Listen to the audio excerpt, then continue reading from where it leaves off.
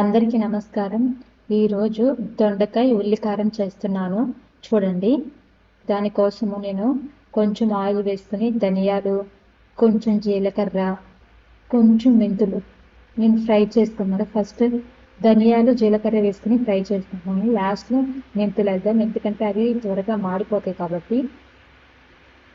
చూసారు కదా, ఇది కొంచెం ఫ్రై అయిపోయిన తర్వాత మెంతులు వేసుకున్నాను. చాలా కొంచెం వేసుకోవాలండి. మెంతులు వేసుకున్నాను. చూసారుగా, ఇవి కూడా ఫ్రై అయిపోయిన తర్వాత తీసేసుకున్నాము. ఇప్పుడు ఇందులోనే ఒక ఉల్లిపాయని బారుగా కట్ చేసుకుని ఫ్రై చేసుకుంటున్నాను. పచ్చివాసన పోయినంత వరకు చాలండి. పచ్చివాసన పోయినంత వరకు ఫ్రై చేసుకున్నాను. ఇప్పుడు కూడా ఇవి కూడా తీసేసుకున్నాను. ఇందులోనే కొంచెం ఆయిల్ వేసుకుని దొండకాయ ముక్కలు కొంచెం చిన్నగా కట్ చేసుకున్నాను. అవి వేసుకుని ఫ్రై చేసుకున్నాము. సిమ్లో పెట్టుకుని మగ్గించుకుంటున్నాను ఈ ముక్కల్ని. చూస్తారు కదా, ఇప్పుడు మూత పెట్టేస్తున్నాను. మూత పెట్టి సిమ్లో పెట్టుకుని మగ్గించుకుంటున్నానండి. ఇప్పుడు మనము ఇందాక ఫ్రై చేసుకుని పెట్టుకున్నాం కదా, అవి మిక్సీ పట్టుకున్నాం. ధనియాలు, జీలకర్ర, మెంతులు అండ్ ఉల్లిపాయలు. ఇందులోనే నేను ఉప్పు, కారం కూడా వేసేస్తున్నాను. ఉప్పు, కారం, పసుపు ఈ మూడు ఇందులోనే వేసేస్తున్నాను.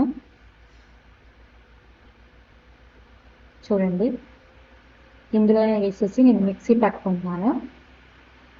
కొంచెం వాటర్ పోసుకుని మిక్సీ పట్టుకోవచ్చు. అండ్ సాల్ట్ కూడా ఇందులోనే వేసుకోవాలండి, కూరకి తగినంత సాల్ట్ వేసుకున్న తర్వాత ముక్కలు కూడా కొంచెం ఫ్రై అయిపోయింది. ఈ ఫ్రై అయిన ముక్కల్లో మనం మిక్సీ పెట్టుకున్న దాన్ని పేస్ట్ని ఇందులో వేసుకోవాలండి. ఇందులోనే కొంచెం వాటర్ యాడ్ చేసుకోవాలి. వాటర్ యాడ్ చేసుకుని మూత పెట్టి కొంచెం సేపు ఉడికించుకున్నాము. ఇప్పుడు కరివేపాకుని నేను కట్ చేసి వేస్తున్నాను, ఎందుకంటే ఆ వాసన వస్తుందని లాస్ట్లో వేసుకుంటున్నాను. ఎప్పుడైనా డైరెక్ట్గా వేయడం కన్నా కొంచెం కట్ చేసి వేస్తే స్మెల్ ఎక్కువ వస్తుంది కరివేపాకుది. చూసారు కదా, ఇంకొంచెం సేపు మగ్గించుకుంటే దొండకాయ ఉల్లికారం రెడీ.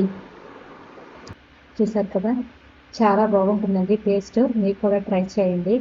అలాగే మా ఛానల్ని సబ్స్క్రైబ్ చేసుకోండి. Thank you for watching.